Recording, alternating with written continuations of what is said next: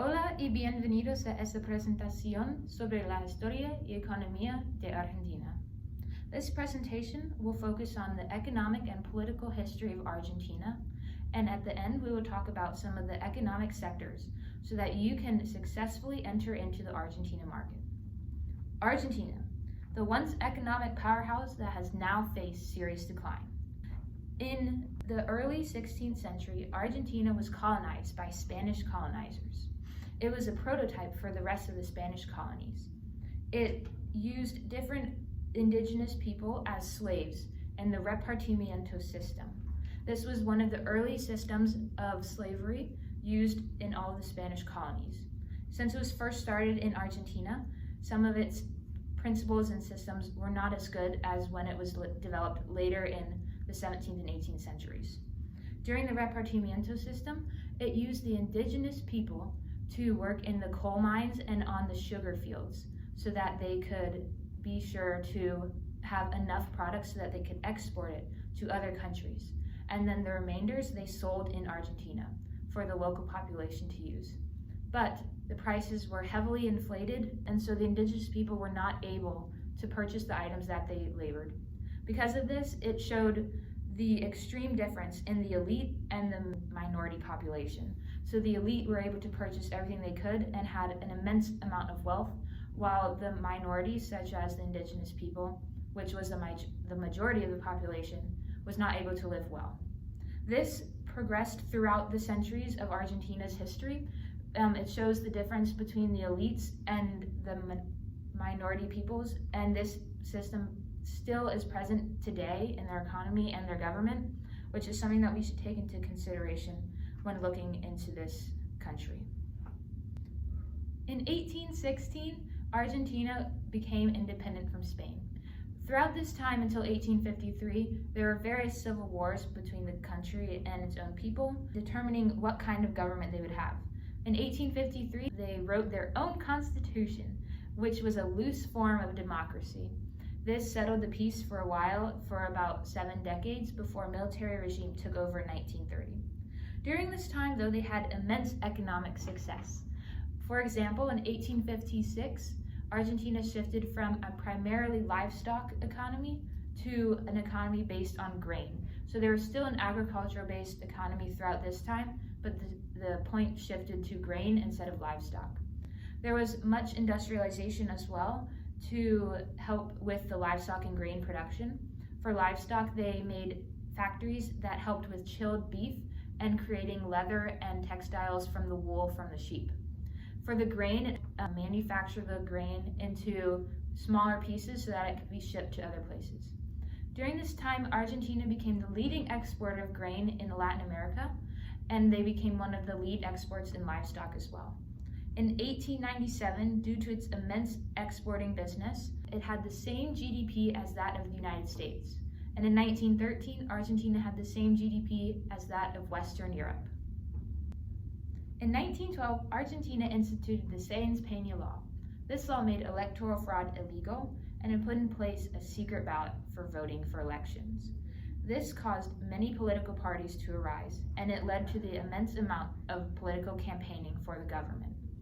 Throughout this time, Argentina still experienced economic success until 1930, when the Great Depression struck. Because of this, exporting stopped drastically, and Argentina was not allowed to export its major components throughout the world. In 1930, there was also a military coup, which took over a government and led to the first military regime of many to follow in the next decades.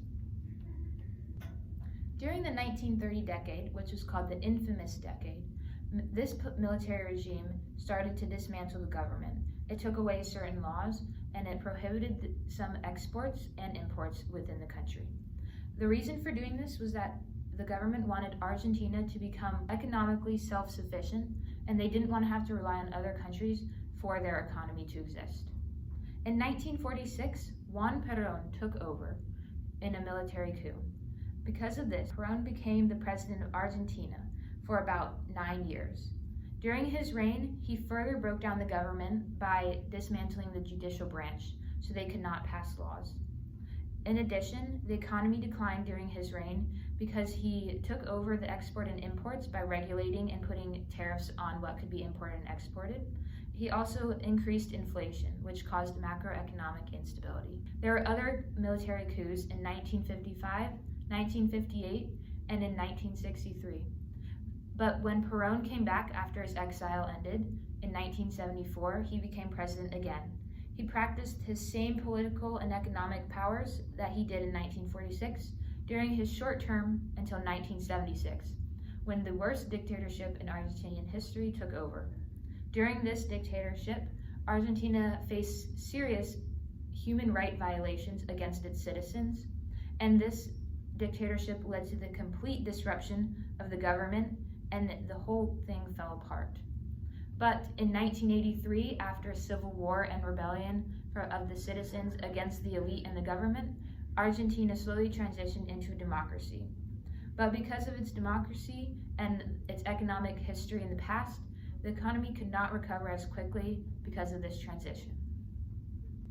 Because of the new democracy in 1983, Argentina was capable of recreating its old economic success. However, this did not happen because the government had to make a new government based off the judicial branch and creating a new system of checks and balances, as well as other governmental roles that were once forgotten or disregarded in the previous decades. In addition, Argentinian economy had to get a loan from the IMF, and it decided to make the peso worth $1 United States and increase export tariffs to help with exporting goods. These things were done in an effort to create economic austerity and improve the economy. It did so for about the first decade into the 1990s, but after this there was a series of financial crises, especially in 2002, which caused inflation, and they could not pay off the foreign debt that was still increasing. Due to the pandemic, Argentina decided to close its borders. Up until then, it had been facing inflation rates that kept growing from 2015 through 2019, and because they shut down, the inflation stayed the same because they were not exporting and they could not bring it down. So after the pandemic ended, Argentina ended with the same inflation rate as it had in 2019 and still faces economic inflation with its prices, and has exporting problems now that they opened back up because they'd been closed for about a year and a half. Because of this, Argentina is as developed as a developed nation, but they only operate on a developing nation level. They're 65% less performing than the top performers in the world, and they are 58% less productive than the top productive countries. However, during this time, Argentina shifted to a service-based economy based on tourism, business expenses, and indentures such as finance and investments and banking. They also have services in basic business retail that accompany tourism, such as restaurants, hotels, and shops that people can shop in while they're touring. Argentina now has a service-based economy that is worth 60% of the GDP, whereas the agricultural sector is only 7%, and the manufacturing makes up about 20%. During the time of the military regimes, Argentina's economy greatly declined.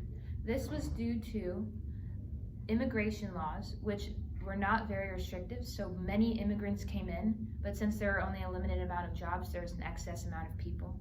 There was also property right problems where the minority groups were not allowed to own property, and because they were not allowed to own property, they could not create their own business or have their own farms. This was also accompanied with not expanding into rural areas, such as the Patagonia and the Pampas. Because they didn't expand into Patagonia and the rural areas, there was less room for agricultural farms and fields to work and industries to be built on. There were also an ineffective trade policies and exchange rates with other countries, which hurt the exporting business. Argentina's government decided to practice import substitution, a policy that states that there will be less imports into the country so that domestic producers could thrive. However, since Argentina was not very well at manufacturing certain products such as textiles, oil, cars, vehicles, they started manufacturing these things for themselves. So the Argentinian economy shifted from agricultural to manufacturing during this time period. They started creating all of these various different sectors, like I mentioned before, such as textile, oil, and car parts, so that they could become sufficient in creating these things. They eventually did start exporting these products in the later decades to make a profit off of them. Because the economy shifted to manufacturing, agriculture did decline, but it was still one of the major exports in the Argentinian economy. In 1976, though, import substitution stopped because of the dictatorship that occurred. This was due to the fact that they lowered import barriers so that exports could be more profitable. However, the government greatly restricted what could be exported, so it was as if the economy didn't change in any way whatsoever. I will now detail some of the major economic sectors in Argentina. First, we'll start with agriculture. Though it was once one of the main exporting parts of the Argentinian economy, it has now only decreased to about 7% of the GDP.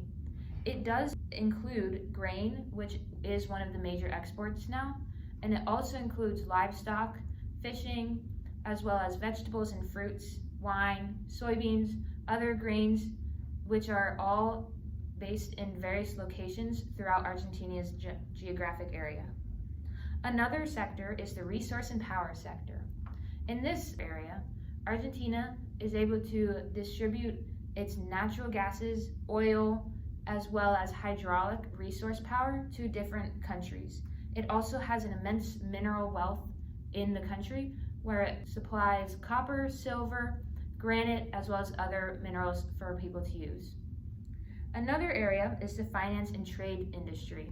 Argentina uses its business and finance sectors for banking to help give this service to other people throughout the world.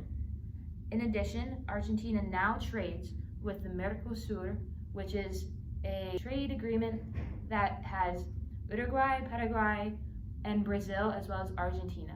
This is one of the main trading ports that Argentina uses because they're the countries that border Argentina, so it's easy to trade with them through the exporting system on trains.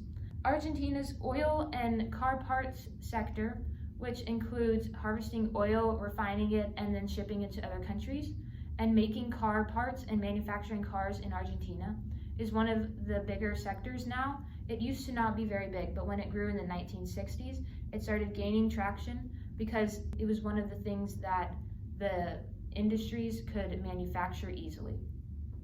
In addition, Argentina also manufactures various textiles, chilled meats, and car parts that they are allowed to export to other locations.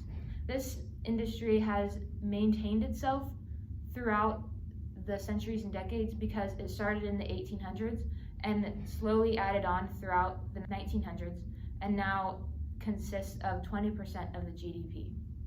Lastly, the service sector, as I mentioned before, is one of the largest sectors because Argentina is now a service-based economy, which services tourism, restaurants, hotels, businesses, and other things in this sort of area.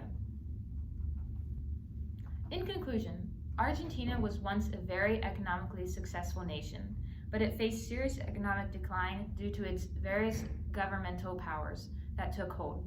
Because of the different governmental regimes that were controlling Argentina throughout the 20th century, the economics declined drastically because exporting was not allowed, which is the basis of their success in the late 1800s and early 1900s. Because of this, the economy shifted from an agricultural economy to a manufacturing economy to a service-based economy, which they are now. If you want to invest in Argentina and bring a product into there, it would be best to invest in the service industry as well as the manufacturing industry because they are the most profitable right now. However, it would be hard to go into there because they do have increased inflation rates and they are experiencing economic stagnation. And so it would be difficult to enter into that market because of these faults that are occurring. So, Argentina, once economically successful, has now seriously declined. And these are the reasons why it has become that way. Gracias por su tiempo. Adiós.